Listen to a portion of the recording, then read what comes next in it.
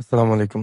আমার হাতে আপনারা দেখতে পারতেছেন স্যামসাং AG3s ফোনটির সমস্যা হচ্ছে যে ফোনটি চার্জ হচ্ছে না। তো আমাদের চার্জারটা আমরা চেক করলাম যে চার্জারটা ঠিক আছে, কিন্তু মোবাইলটা টোটালি কোনো চার্জ হচ্ছে না, চার্জের কোনো সিগন্যাল শো করতেছে না। তো আজকের ভিডিওতে আমি এটা দেখাবো যে কিভাবে স্টেপ বাই স্টেপ আমরা চার্জিং সমস্যার সমাধান করতে পারি। তো আপনারা দেখতে পারতেছেন যে আমি মোবাইলটা সর্বপ্রথম খুলে নিলাম, লজিকের নিচের যে পার্টটা স্পিকারটা আলাদা করে চেক করলাম, লজিকটা আলাদা করে যে লজিক থেকে কোনো সমস্যা হয়েছে কিনা। এরপর চেক করে দেখলাম যে না, আমাদের লজিকটা ঠিক আছে, এরপর চার্জ হতেছে না। তো আমি আস্তে আস্তে উপরের পার্টও খুলে নিলাম, খুলে নিয়ে সর্বপ্রথম আমাদের যে ডিসপ্লে র্যাবনটা, ওই ডিসপ্লে র্যাবনটা খুলে ভালো করে ওয়াশ করে তারপরে ফিটিং করে দেখবো যে আমাদের সমস্যাটা সমাধান হয় কিনা। আপনি দেখতে পারতেছেন যে আমি ডিসপ্লে র্যাবনটা ওয়াশ করে দিলাম, এখন চার্জে দিতেছি, আমাদের ফোনটা চার্জ হইতেছে। এখন আমি মোবাইল চালু দেবো, চালু দিয়ে চেক করবো যে আমাদের যে চার্জিং এম্পিয়ারটা ঠিক মতো নিতেছে কিনা, চার্জটা ঠিক মতো জমতেছে কিনা। এরপর আমি চার্জার দিয়ে চেক করলাম যে আমাদের মোবাইলটা এখন চার্জ হইতেছে, কিন্তু চার্জিং স্পিড একদম স্লো, 0.4 এম্পিয়ার 0.5 এম্পিয়ার কনজিউম করতেছে। পরবর্তীতে আমি মোবাইলটা 5-6 মিনিট চার্জ দিতে দেখলাম যে 5-6 মিনিট আমাদের 1% চার্জ হয়েছে। তো আসলে যেহেতু চার্জিং স্পিড একদম স্লো হইতেছে, সর্বপ্রথম আমরা এটার ভোল্টেজ গুলো মেজারমেন্ট করবো যে আমাদের ভোল্টেজটা প্রপারলি আসতেছে কিনা। আমি চার্জারটা কানেক্ট করে আমাদের লজিকে এখানে ভোল্টেজটা মাপলাম, দেখতেছি যে আমাদের লজিকে 5.2 ভোল্ট একই আসতেছে। তো আমি এখন লজিকটা কানেক্ট করে উপরে যে রেবনে মাপতেছি, আপনারা দেখতে পারতেছেন যখন আমি রেবনে মাপতেছি তখন আমাদের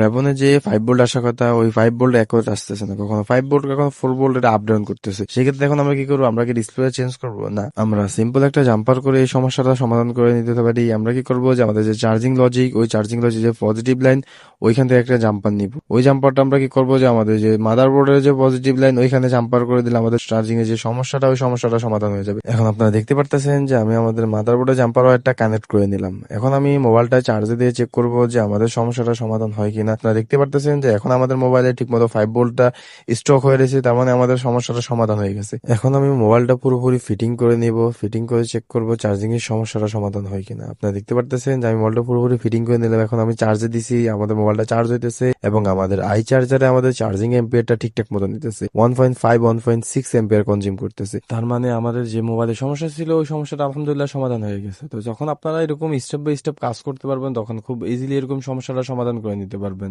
আর আমার ভিডিওগুলো যদি আপনাদের ভালো লাগে, অবশ্যই লাইক কমেন্ট শেয়ার করবেন, আর আমার ইউটিউব চ্যানেলটা সাবস্ক্রাইব করে আমার সাথেই থাকবেন।